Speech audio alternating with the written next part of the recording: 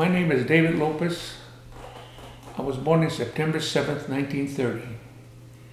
I come from a family of 11. I was the sixth member in the family. I went to Santa Paula Union High School. I excelled in sports. And when my dad died, I took over his book as a longshoreman in Port Winnie, California. What was your favorite sport? Football and baseball, track. Track? Yeah, I excelled. Being as heavy as I am, I was very fast, you know. Anyway, so I got drafted February 1951. I took I reported to Fort Ord for 1 week, and then they sent us to Camp Roberts, where it took 3 weeks of basic training there. We took infantry training there. And in infantry, you have to learn every detail that's taught to you, because it comes in handy when you go into war.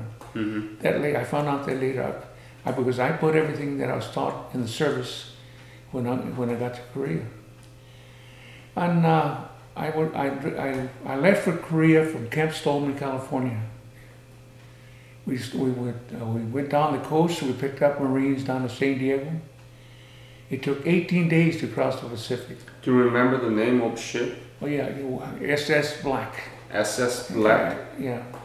It was a one-stacker. And like I said, it took 18 days. Halfway in there, we had a storm. And everybody How said, was it? Oh, terrible. I mean, rock and roll. How high that wave was? No, actually, they tried to, as soon as the waves come, they put us inside. You enclosed us in there, you know. And everybody started getting sick. First time a lot of people in the ocean, you know, so. I was one of the strong ones. But as soon as the aroma of the puke got back to me, I got sick too. You know, but after that it was pretty nice, because we lay on the decks playing cards, gambling all the way down there. I was lucky. I won $1,800 going across. You kidding me? No, heck no. You made $1,800? Yeah, but script. You know, but and then I carried a whole bunch of money in my pocket when I got to Japan, you know. In Japan, they checked our equipment and everything. We were there 5 days. And then they sent us to, we got across to Busan. Do you remember exact day that you arrived? Not really. Around? Those dates are hard to remember. Approximately July? Yeah, it had to be by July, maybe the last of June. No, because I was there 5 days because when I got to we get to a place called the pipeline. The pipeline is where they send you to different areas all over the place. Eh? And I got lucky that I sent to the 24th Division, 19th Infantry Regiment, the 2nd Division, 2nd George Company, 2nd Platoon, and 2nd Squad. When I got there, I figured the war was over, because the Got there where? Busan? No. We left for Busan, is where the pipeline is. They sent us to different places. Right. So do you remember when they sent me out, I got to the 24th Division. I say a little bit about the 9th or the 8th of July, because the peace talks had just started right after that, you know. And I thought the war was going to be over, because, you know, peace talks had started. Here we are over here, and it's going to end right away. But my question is where you were located. Do you remember? That is hard to let you know. Because I'll tell you one thing. Anybody that knows the towns and places in Korea went there as a tourist, not a fighting man. You see, I remember nothing but hills. But so once in a while I passed. I remember Busan and Incheon, Seoul. That's about the only one I remember. But I was not there. So were you in the west or east, and you were in the far front line of the battle? We had below the 30th parallel. That's the reason like I told you, we jumped off in August, September, October, November. They stopped us. We had gone past the 30th parallel. The peace talks had started again. So that's the reason we couldn't take no more ground, that we're going to have to give it back, see. So they stopped us there. And I was lucky that my division was the first one in Korea, but we were the second to leave Korea. We were relieved by the 40th Division on line, and we came back to Japan. And that's why I trained people to come to Korea. Mm. I got wounded in September 15th, right after my birthday. So I was lucky that I wasn't getting killed. Mm. But before you went to Korea, did you know anything about Korea? Nobody knew nothing about Korea. Korea is someplace in the east. Mm-hmm. Nobody knew. Nobody even heard of Japan until the war started. You know, some of our neighbors were Japanese, and my dad was friend with those Japanese people. You know, Mm-hmm. but like I say, when the war started, nobody knows nothing about it. I mean, we go there. I mean, they draft us, so we go there to serve our country. But actually, when we get there, we're serving ourselves. We've got to take ourselves to survive. I mean, that's the main thing, you know. When did you first arrive in Busan? Could you describe the scene that you remember? How was it? It's a bunch of tents, people laying on all over the place, waiting to be shipped out, you know. And they serve you beer there, 3-point beers and stuff. And you give you boxes of rations to eat, stuff like that. Most of us only lasted 1 or 2 days there, and then got shipped out to different areas. Depends on the divisions that need people, and then they send you out to different areas, you know.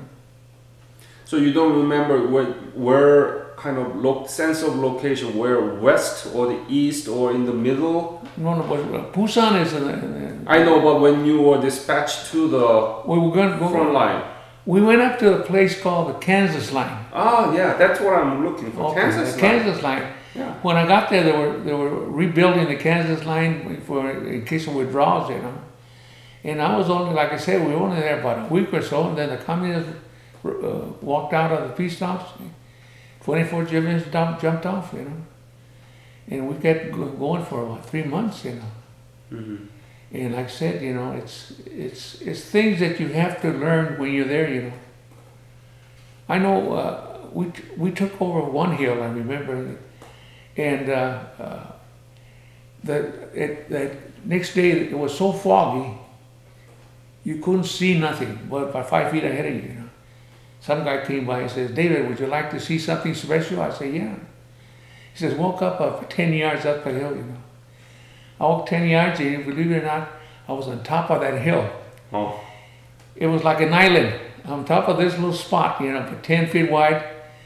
And you could see the islands in the distance. It's a blanket of fog all the way across. And they looked like little islands way in the distance, you know. And then I got scared. Mm-hmm. Because I figured, shit, I'm skylining myself, you know. You never skyline yourself no place because you're starting to stand up like a sore thumb. And then besides, I said, I'm so close to God now, you know. Maybe they'll say, "You're next." From Busan to Kansas line, did you take the train? From there we took trucks. Trucks. Yeah. How was the scene on the way to Kansas line all around Korea? We're looking around is all, but it's just country, you know. We passed artillery going through there. I remember that, you know. And we passed by there, the artillery was getting hit, and you could see them people running around, but still firing, you know, from the artillery, you know, because they had it zeroed in. But we passed that area, and that was okay for us, you know. We went into the fields. Everything devastated? No buildings? Many people died? We didn't see too many people at all. Oh, you didn't? No, what we saw was some of these people that used to help us. We got some Korean boys helping us carrying stuff like that, you know, ammo, stuff like that. If they do our washing, we pay them, stuff like that. They didn't realize it was dangerous, you know. But still, they were out there trying to help out, you know. As a matter of fact, one hill that we took, you know, we were so short-handed. I got wounded, and I didn't go back down until the second day, you know. I got hit in the arm. And coming back up, we got back in line because most of them, we lost, in my platoon, we got 18 wounded and about 2 killed in that action. And we were short-handed. So these Korean guys... Remember when was that? Yes, it was September 15th, 1951. And that was in the Kansas line. No, that's beyond the Kansas. We left the Kansas. Yeah, it was going on the attack now. That's the reason. We were just close to the 38th parallel by that time, you know. And how many soldiers your friends lost there? My platoon lost about 16 to 18 wounded. 2 got killed. That's in my platoon only, you know. Like I said, that's the place where I got wounded too, you know. Where did you wounded? In the right arm. Okay. But, so can you describe more detail? How was that battle? And well, anyway, the battles, we had come back on a large mountain someplace, you know. It was a huge mountain. We were there for about 2 weeks, you know. And we came back to take a shower. And then Yellow were pressed on this side, Crabs on the bottom. We took training for about a week there. Was there a shower facility? Oh, they had showers from the river. Oh. We sucked the river, the water, heat it up with heaters. We take showers, change the clothes. And we trained for about 3-4 days, and then we jumped off. Our platoon was the attack, not the attack team. We went out first to set up on top of this ridge, you know. We got on top of this ridge. The 2nd and the 3rd platoon went on silos going to the attack, you know. And we kept firing forward where the enemy was at. Finally, we moved out. As they moved out, we kept moving with them. We came to a place where it dropped like an S going like that. And our position, we could fire across at the enemy. The other platoons were attacking this way. Then I saw the 1st and 3rd platoon going to the attack. Can you imagine these people going to attack on a scrimmage line? When I saw that, I said, we got no chance, you know. We're in support. We kept firing forward anyway. Who was the enemy? Chinese? Chinese and North Koreans. Both together? I think so. Yeah. Anyway, so they were attacking all across the line there. You know, when we crossed the river, you could see people crossing all over on those hills. You know. But our position, where we took, was an escape route. So they're getting pushed from that side into us. That's the reason that the 3rd and the 1st platoon got hit so bad, they broke. They started running back, you know. You used to see when somebody scared, you know. There's a guy carrying a BAR. I carried a BAR as a Brown automatic rifle. He keeps yelling, coming back, running right by me. He says, put a BAR man on the flanks. He's got one in his hands. That's how scared he was. And, you know, you get scared when everybody runs back. You're liable to run back yourself, you know. But we held our ground anyway. Were you? Yeah, the 2nd platoon held its ground. Were you scared? Yeah, but I had a BAR. I had a lot of firepower in my hand. So I wasn't that scared. The enemy had to be scared of me. But were you able to see the real enemies in your eyes? How far was it? Well, from right there, it was maybe 300 yards. But when we went out on the attack, we were close by, you know. But the thing is, with us, the 2nd platoon had nothing but 85% of them were young guys, new men, because people changed from the 2nd to the 1st, from the 2nd to the 3rd platoon, which had veterans, nothing but veterans. We were nothing but green guys there, you know, new men. We were too stupid to run. We went up abreast, 4 men abreast, going up there on the hill. Top of a hill, you can't spread out your man, you know. Right. Yeah. We got to a place where they got hit, and we got hit too. I got to a place where what I thought my Brown and automatic wasn't firing fast enough. That's how many people, but I can tell you one thing. I can't say I killed him or killed this because people were dropping and getting up and stuff. There was a lot of blood there. But after we took that hill, we only found 10 bodies of them, you know. But like I said, they killed 2 in our platoon, and I think 2 in the 1st platoon, and 2, like that. That's when they broke, you know. Do you suffer from PTSD? A little bit. Do you? I get used to. Unless I talk about the action, then I get like that, you know. So, for example, you talk about today, you might have... No, but I don't go into details like everything. But one thing I remember is that you ever put stuff on ants and they come up like crazy on the ground? That's how it looked. I couldn't fire fast enough. I must have fired at least. I carried 12 magazines, 20 rounds each. My assistant carried 20 rounds. We ran out of bullets. People getting wounded would drop the ammunition. He was reloading there. It was a battle to think, to remember. But to say I killed that guy, I can't say. Only God knows who I killed. When I get there, he'll tell me who I'm guilty of killing.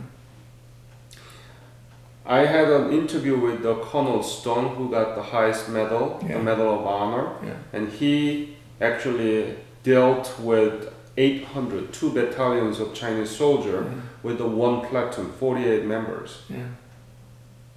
He said that too many good people killed in action. No, see, the people kill in action because they get scared going up there. That's the main thing. Never get scared in action, because you lose your feeling of.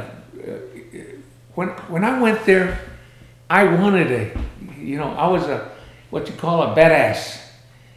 I wanted action. I wanted to see it. I was willing to go kill anybody, so put my life on the line. I was there for a purpose, and I was going to serve that purpose.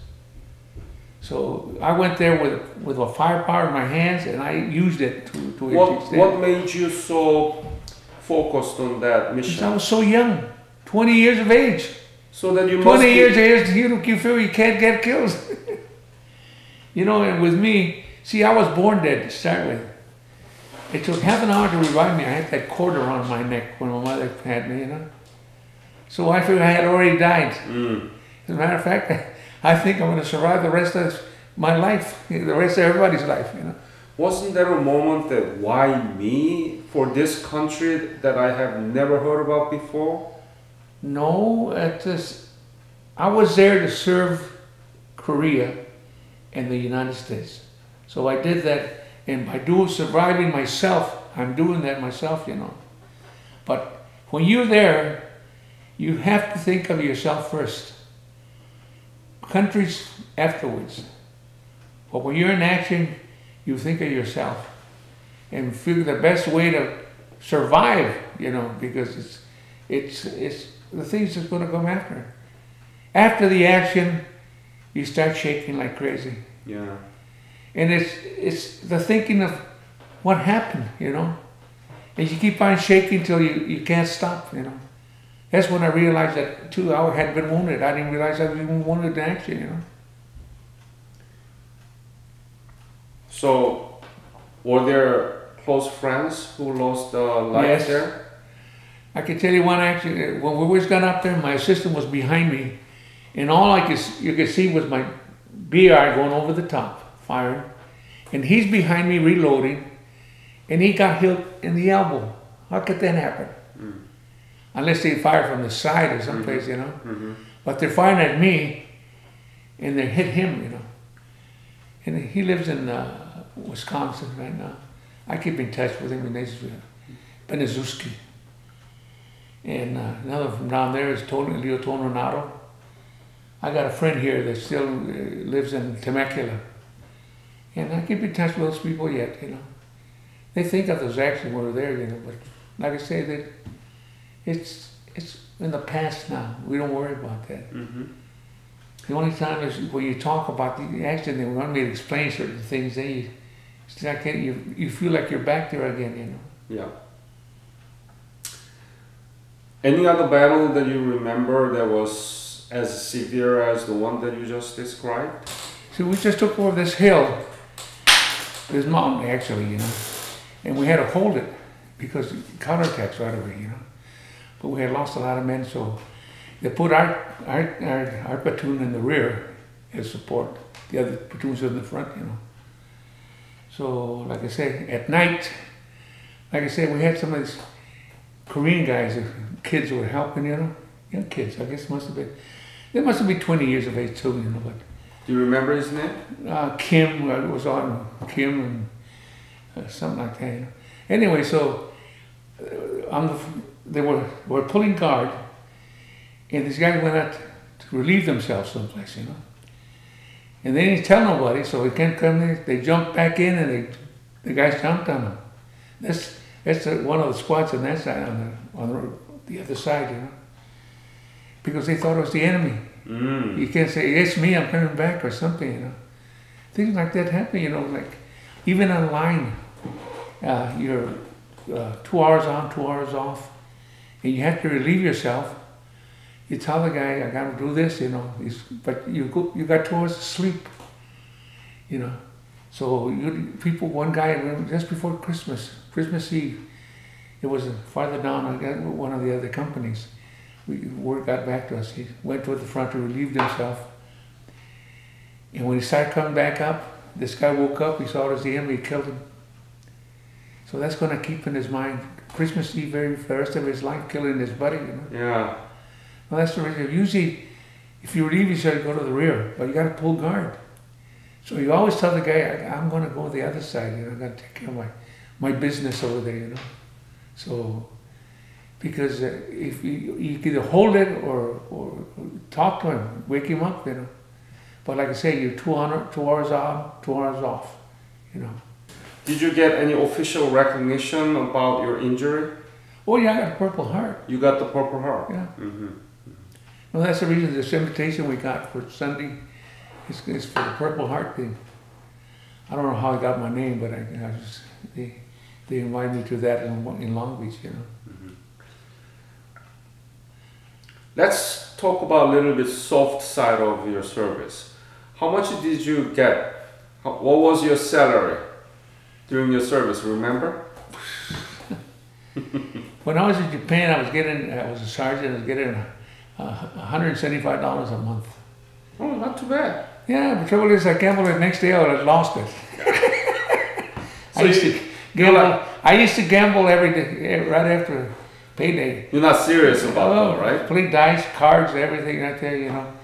All the platoons have fun going all the time, you know. In Japan, anyway, you know. In Korea, you don't worry about money. Right. When in Korea, if you have money, somebody's going an hour and an hour, you order, hey, here's $20, bring me a bottle of booze or something, you know. So.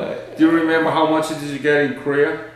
No, 175 was pretty high. That's for a sergeant. That was a sergeant. But you were not sergeant during the Korean service, no, right? I was a corporal. Corporal. Yeah. So it must be around 50 to 60 bucks. Yeah. And then we got we got combat pay, which was $30 a month is on, you know. Because you like gamble, so that you didn't. No, I don't worry about that. You don't worry about your life there, you know. Right. So you didn't send it back to your family. Everything back. When I got back to Japan, that's when I started gambling again, you know. But then I got lucky after 10 months or something like that, you know. And I won about $1,800 again, you know. So I figured I'm going to stop gambling. So I started investing the money in black market, buying cigarettes. So I make it, bet for $1, you make $2, you know. Yeah, that's what I heard from other Korean War veterans too, you know. Yeah, that was a big business. Yeah. And then if you're the only one with money, by the end of the month, everybody's broke at the third week of the month, you know. So they need money. You lend money at 50%, you know. Many young generations will watch your interview. So please tell me, where did you sleep? What did you eat? What was your favorite food? No, yeah. Well, actually, in Korea, we slept in sleeping bags. Sleeping bag in anywhere? Any place. You found a place where it wasn't wet. One thing about Korea, you had to keep your change of socks all the time, you know. Otherwise, you get fish food, you know. And then anything that's wet, you make dry, get it to dry because it'll freeze on you. That's one thing about freezing in Korea. You get 30 or 40 below zero down there, you know. I realized how cold it got, you know. You're shivering all the time. You try to keep warm, you know. But like I say, you know, when you're always 2 hours on, 2 hours off, the sleeping bag is always warm because the guy just left it. You know? So that's the reason it's so you... I didn't look like a picnic going to Korea to me, you know? But I enjoyed everything in Korea. You're amazing. You call it picnic? Yeah. So actually, you know, people says I was a line. A line means a lot of bullshit. I mean, a line is you just protect your position, and you're sitting pretty because you got position. People around you protecting you. You're protecting them where you're positioned. They got to come and move you. Going to attack. That's where the thing is. Trying to take people from their position now. That's where it's dangerous, you know. How often did you eat hot meal? I had one hot meal every day about noon because there was always a fire going in the rear, which is illegal. But you warm up cans, you know, sea rations. Be sure you make holes on it because it'll blow up on you. You know, you put the can in there, you start going like that, you're too late. Everything comes splatters all over the place. You know? So the hot meal. What do you mean by the hot meal? Well, actually, there was... You warm up the sea once in a while, once a week, probably we get a hot meal coming from the rear. But trouble is that you can't depend on them, you know. It's a long ways to the back, you know. And by the time they get there, you don't want to go inside, you go warm up a can instead, you know. But they gave us sea rations. And one box for each two guys, you know. We always fought over the fruit in there, or the candy or something, the cigarettes. We get everything in a little box. You know? Mm-hmm. It's nice. I mean, it's just, like I said, like going camping, but it's dangerous as hell, I'll tell you that. What was your most favorite part of the sea ration for you? The chili beans. Chili beans? Yeah. And the hash.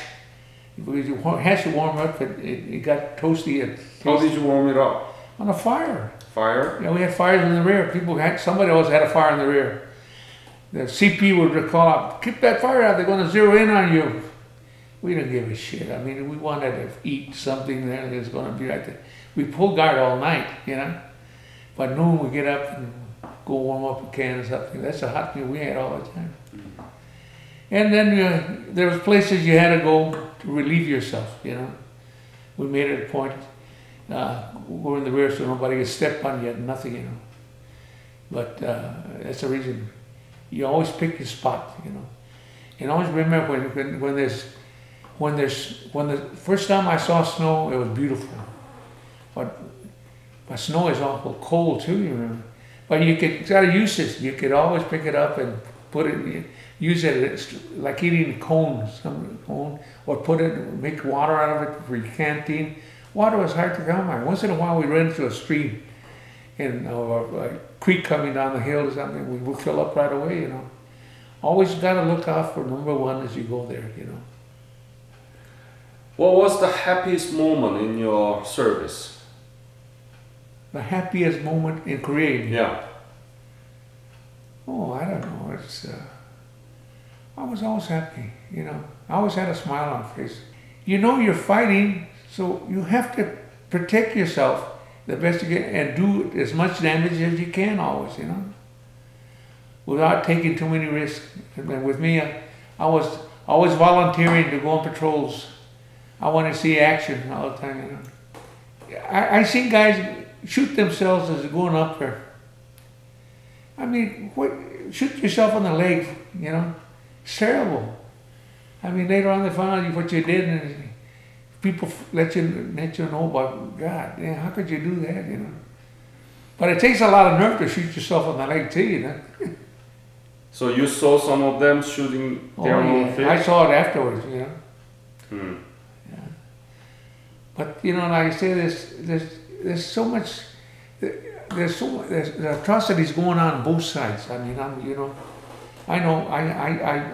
I supplied a picture that I had, somebody gave to me that took pictures of the guys getting tied up and shot it over the heads and stuff like that. You know? I gave that picture to some organization up in Washington, D.C., you know, Washington State. But then you see these guys, like, we wounded a lot of those people, North Koreans and Chinese and stuff like that. And the South Koreans are supposed to take them down in litters, you know. When I came down when I first got wounded, I ran into 5 guys that were wounded because they couldn't move. They dropped them off and half the waist going down. Mm. I mean, you know, it works on both sides. I mean, we feel we can't do that kind of stuff, but we always do, you know. If arranged somehow, would you be willing to shake hands with the North Korean and Chinese soldier? Well, yeah, you have to look in Germany. They're still so close together now. Japan too, you know. It's when you go to war, that's the enemy. Afterwards, you're another person. How do you think that we can promote more peace and some level of trust among North Koreans and South Koreans and Americans and Chinese? What is it? What is your thinking that we can improve our relationship here? Among those people who fought against each other and killed each other. Well, the average soldier would gradually become friends. I know that. It's the people on the top. They're there for a purpose, and they're getting paid, so they don't give a heck, you know.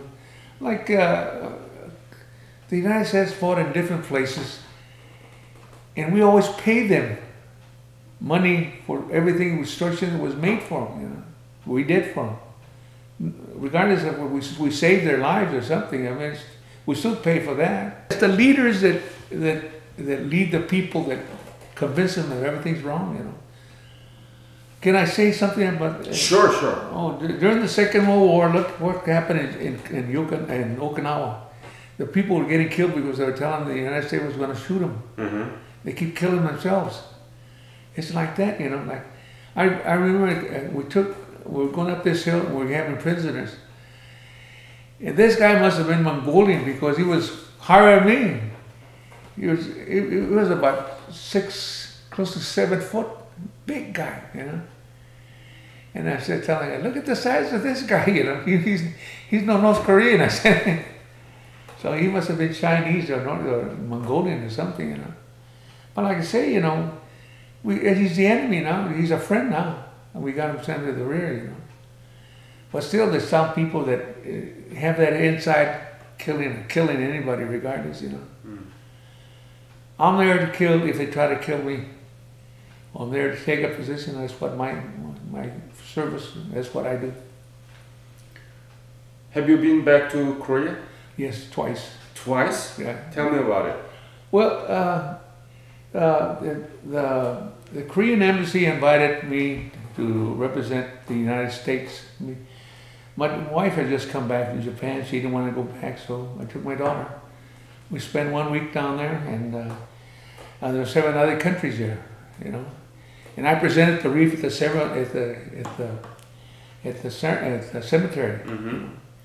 This last time I went by myself and with other guys, about a month ago. Huh. And this time they drove us around the cemetery. Wow, it's a big cemetery. Yeah.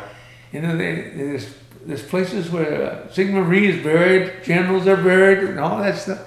I didn't realize how big it was, but this time I just put my hand on the wreath. The other countries try to, you know, put the incense and stuff like that. When was the first time you went back to Korea? September 2010. 2010. So tell me about what you saw there. And well, this last time I enjoyed it more. Well, see, the first time we saw the palace, and we went to ocean, what do you call it? Aquarium. Mm-hmm. And then we went to places where it was a dedication to the veterans too. They had plaques of people that got killed. I noticed one guy from Santa Paula there for, you know, U.S. Marine. War Memorial, I think. Yeah. That, and then what else was there? So did you feel? Then we went to the line. Saw the line down there, you know. I think he was just amazed seeing all the buildings and. No, this last time I went. They took us down to the Sky Tower. I have never seen the Sky Tower. You see so all over. I mean, it's beautiful, you know. And the buildings are so big. It's so beautiful now, and it's clean. Not like here, you know. People throw junk all over the place. Down there, people, you pick it up right. They pick it up right away, you know. At least where I saw it, you know. So only thing is, it's awful expensive. You know, we stayed in a hotel. $240 a night. Meals $40 a piece. Yep. How did you feel about that? You were there 60 years ago, and now you have a totally different view. What is the legacy of Korean They War? really got advanced. They really did something for themselves. I mean, I'm surprised that they're doing so much, you know. And it seems like everybody's got a new car over there. Well, I tell you, it doesn't matter what we did. It's that this war is not a forgotten war. This is the only war that people have remembered. The Korean people themselves. I was in Santa Paula one time, and I had another thing, another T-shirt that had the emblem of Korea in the back. I said, "You Korean veterans?" I said, "Yeah." Right away, he shook my hand. "Thank you very much for helping me." Blah blah blah blah, and all that stuff. An appreciation for what we did, you know. And I thought it was going to be forgotten, you know. You are the chapter president, Korean War Veteran Association, chapter 56, Ventura County. I call myself commander. Commander.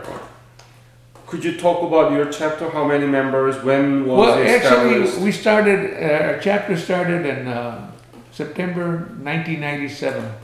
Glacier came down from us. They wanted us to start the chapter, you know. And I invited all the veterans. We used to get together in a place called Arroyo Verde in Ventura. Nothing but guys get together. We had music and stuff like that. And then we started getting this chapter together, you know. And then they voted me president.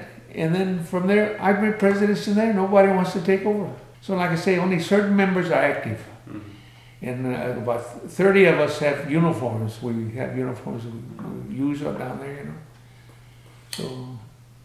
Have you looked at the Korean War Veteran Digital Memorial that the website that I made? Why do you think it's important? Because people have to remember what went on, you know. I know, like, look what happened to the people from Vietnam. I mean, that was not a war. The only war I can remember is the Korean War was declared a war eventually. It was called a police action. Mm-hmm. And then it was declared a war. And then after declaring a war, we took people that died all over the United States and Europe and everything, you know. See, when the war ended in Korea, we only had 36,600 something that got killed, you know. Then later on, we added everybody. There came a war, we had picked up the people that died all over, you know. We had 54,000 something. When did you leave for Japan from Korea? February 52. I think about the close to the last of the month, you know.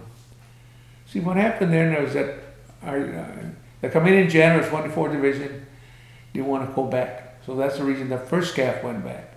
See, the 24th was first to go to Korea, followed by the first SCAF. In coming back, it was the reverse side. First SCAF came back, then the 24th. So what did you do in Japan? For how long? I was in Japan. I extended 1 year, and we trained people. I took all kind of training there, amphib training, amphibian landings. You know, I learned how to make napalm. Everybody learned how to make napalm. We trained the guys exactly what we saw in Korea, what to look out for. You know, like when we were in line, I remember an OCS guy coming and telling us, you know, see, when we put the concertina out, you know, the wire, see, you always put 3 lines across. In case you put the 3 lines, the enemy got to fight those 3 lines. But the guy from OCS was saying that you got to put the apron first in front. I said, "You're full of shit. I mean, you won't have time. If somebody comes out, we got to stop them right there at the line, you know." So that's why we always put the 3 strands. We kept doing it because that's what he said, you know. Next year will be 60 years anniversary of armistice. Yes. There are no war that lasted more than 60 years in 20th century. Yeah. Would you be willing to sign the petition if there is a petition to replace that armistice with the peace treaty of the Korean War? No, yes, I'd be ready to try to see what it... But like I say, it's the people on top that stopped everything.